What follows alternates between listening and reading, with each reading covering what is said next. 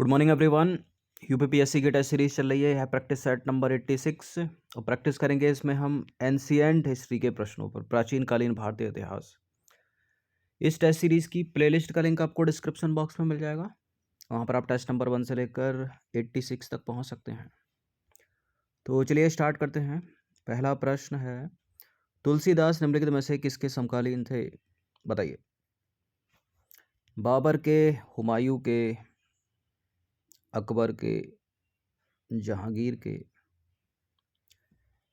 देखिए, बाबर के तो बाद के थे ये, ठीक है। हुमायूं के बाद के थे, अकबर के समकालीन थे और कुछ समय इनका जहांगीर के काल में भी रहता है।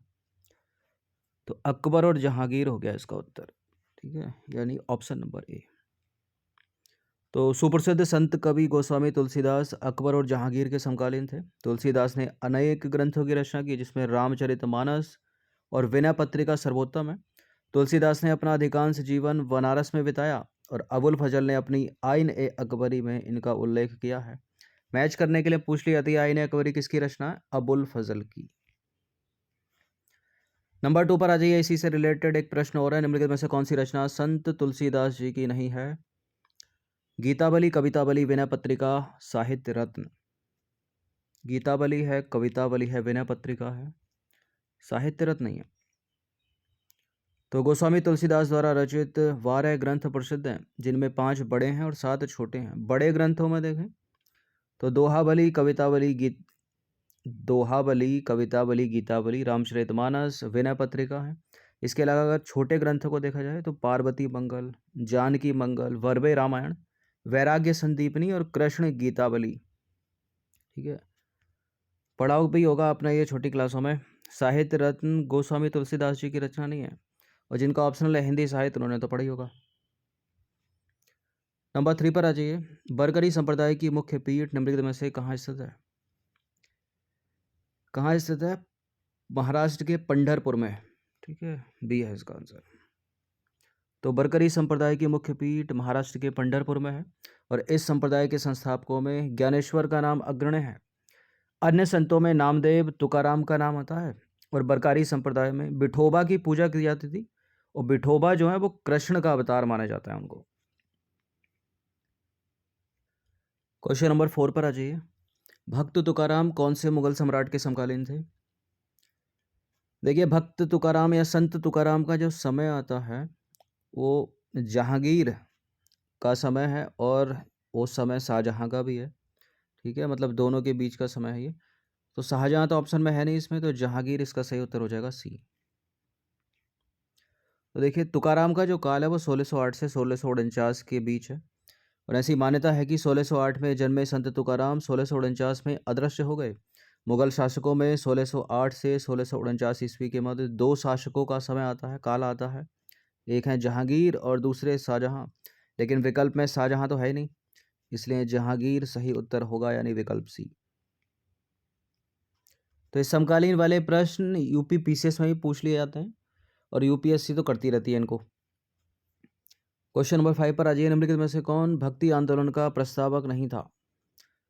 भक्ति आंदोलन का प्रस्तावक वल्लभाचार्य हैं, त्यागराज, तुकाराम, नागार्जुन नहीं है। तो तुकाराम हो गए, त्यागराज हो गए, वल्लभाचार्य हो गए, ये सब मध्यकालीन भक्ति आंदोलन से संबंधित है, जबकि नागार्जुन ईसा की प्रारंभिक शताब्दियों में शून्यवाद के संस्थापक थे, नागार्जुन। नंबर 6 पर आ जाइए। निम्नलिखित में से किसे भारत का सादी कहा गया है? भारत का सादी अमीर हसन को।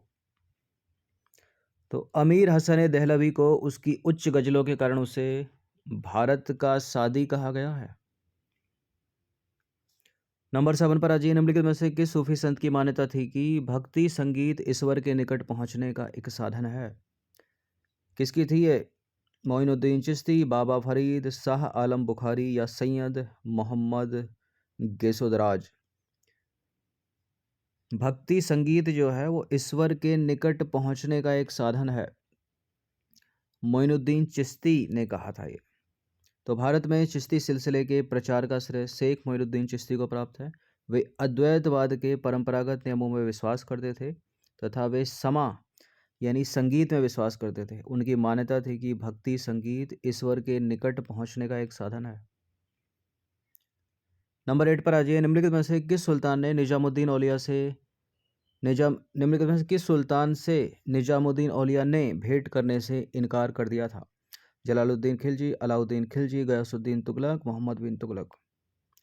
देखिए, अलाउद्दीन खिलजी से जो है निजामुद्दीन औलिया ने भेंट करने से इनकार कर दिया। यह तक कह दिया कि मेरे घर में 2 द्वार हैं, अगर एक द्वार से सुल्तान यानी अलाउद्दीन अंदर आया तो दूसरे द्वार से मैं बाहर चला जाऊंगा।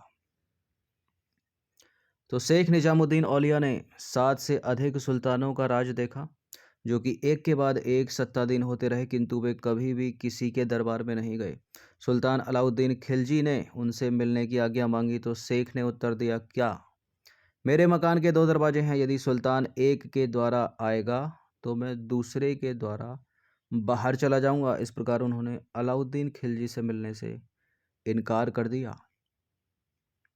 नंबर 9 पर आ जाइए। शेख निजामुद्दीन औलिया निम्नलिखित में से किसके शिष्य थे? किसके थे? ख्वाजा मोइनुद्दीन चिश्ती या बाबा फरीद? शेख निजामुद्दीन औलिया शिष्य थे बाबा फरीद के। तो शेख निजामुद्दीन औलिया के आध्यात्मिक गुरु का नाम क्या है? बाबा फरीदुद्दीन मसूद गजसकर। ठीक है, हजरत बाबा फरीदुद्दीन मसूद गजसकर, जिन्हें बाबा फरीद के नाम से भी जाना जाता है। 10वां प्रश्न है, ख्वाजा मोइनुद्दीन चिश्ती निम्नलिखित में से किसके शिष्य थे? ये एग्जाम में पूछे जाते हैं प्रश्न, कौन किसका शिष्य था, याद रखिएगा इनको। ख्वाजा मोइनुद्दीन चिश्ती किसके शिष्य थे? ख्वाजा उस्मान हारूनी के। तो ख्वाजा मोइनुद्दीन चिश्ती का जन्म पाकिस्तान के दक्षिणी प्रांत में हुआ था। यह ख्वाजा उस्मान चिश्ती हारूनी के शिष्य बने। नंबर 11 पर आ जाइए। निम्नलिखित में से कौन से सूफी संत महबूब ए इलाही के नाम से जाने जाते हैं? महबूब ए इलाही हैं शेख निजामुद्दीन औलिया। तो शेख निजामुद्दीन औलिया को महबूब ए इलाही के नाम से जाना जाता है।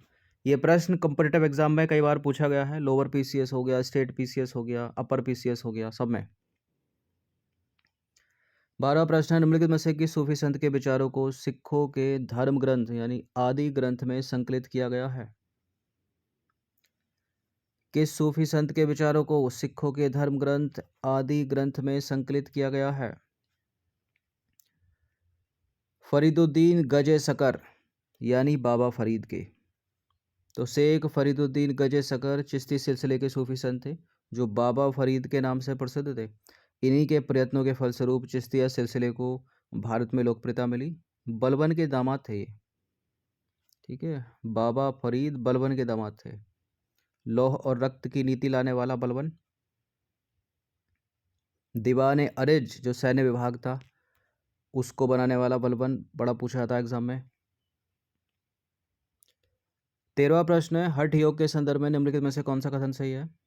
हठ योग नाम पंथियों द्वारा अपनाया जाता था और हठ योग क्रिया को सूफी संतों ने भी अपनाया था। बताइए कौन सा करेक्ट है? हठ योग, दोनों के दोनों सही हैं, सी है इसका आंसर। तो भारत में हठ योग को नाथ संप्रदाय के योगियों द्वारा अपनाया जाता था और नाथ संप्रदाय के संस्थापक माने जाने वाले मतेंद्रनाथ, ठीक है, मत्स्येंद्रनाथ और उनके शिष्य गुरु गोरखनाथ ने हठ योग परंपरा की नींव डाली थी। हठ योग की क्रियाओं को सूफी संतों द्वारा भी अपनाया गया था और सत्तारी सिलसिले के सूफी संत मोहम्मद गौस ग्वालियरी की फारसी पुस्तक बहर अल हयात में हठ योग संबंधी क्रियाओं का चित्रण मिलता है। नंबर 14 पर आ जाइए। निम्नलिखित में से किसका संबंध सूफीवाद से नहीं है? सूफीवाद से संबंध है समा का, शेख का, खानका का, उलेमा का नहीं है। तो सूफी संतों के निवास स्थान को खानका कहते हैं और समा जो है एक सूफी समारोह का नाम है। जो शेख है वो सूफीवाद में शिक्षण और मार्गदर्शन के लिए अधिकृत व्यक्ति को कहते हैं और इस्लाम के धार्मिक कानूनों के विद्वानों को उलेमा कहा जाता है। इस प्रकार सूफीवाद का संबंध उलेमा से नहीं है। नंबर 15 पर आ जाइए। कृष्ण जीवन पर प्रेम वाटिका काव्य की रचना की थी किसने? प्रेम वाटिका किसकी रचना है? कबीर, रसखान, सूरदास या बिहारी? रसखान की रचना है। तो प्रेम वाटिका काव्य ग्रंथ की रचना रसखान ने की थी और इसमें उन्होंने कृष्ण के जीवन को पंक्तिबद्ध किया है। सुजान रसखान भी इनकी प्रसिद्ध रचना है। ठीक है, किसकी? रसखान की। और रसखान की भाषा विशुद्ध ब्रज भाषा है। नंबर 16 पर आ जाइए। ईसाइयों का गुड फ्राइडे क्यों मनाया जाता है? ईसा मसीह की मृत्यु हुई थी, ईसा मसीह का जन्म हुआ था, ईसवी सन का आरंभ हुआ था, या ईसा मसीह को सूली पर चढ़ाया गया था?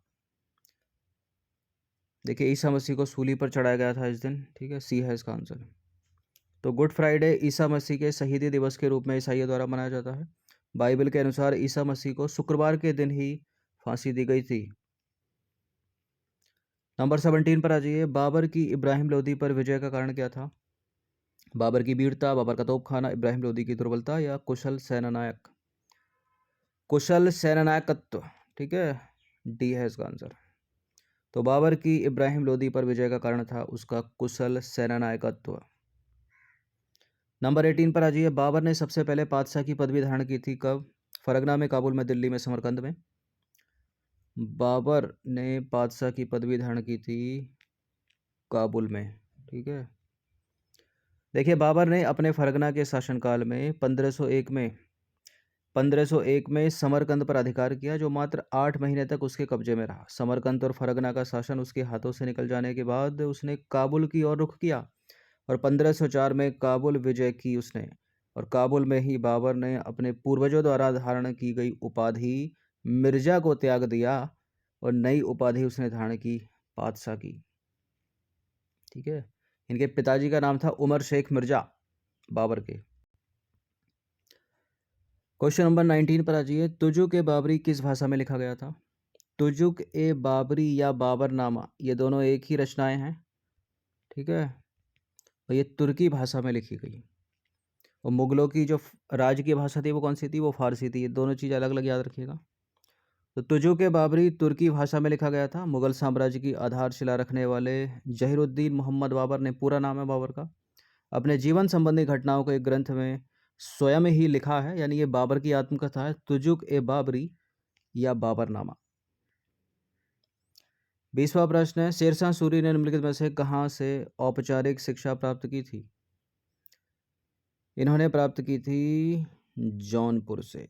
ठीक है, उत्तर प्रदेश के जौनपुर से, ए है इसका आंसर। तो शेरशाह सूरी मध्यकालीन शासकों में एक उच्च शिक्षित व्यक्ति था। उसने जौनपुर से औपचारिक शिक्षा प्राप्त की।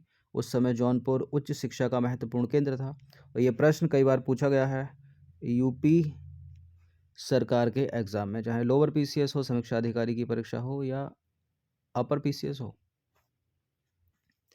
तो ये एंशियंट हिस्ट्री के 20 प्रश्न थे, इनकी प्रैक्टिस एक बार कर लीजिएगा। जितने भी स्टूडेंट यूके पीएससी पीसीएस वाले हैं वो भी साथ साथ प्रैक्टिस करते हैं, यूपी वाले प्रश्नों को छोड़ दिया कीजिए। ठीक है, धन्यवाद।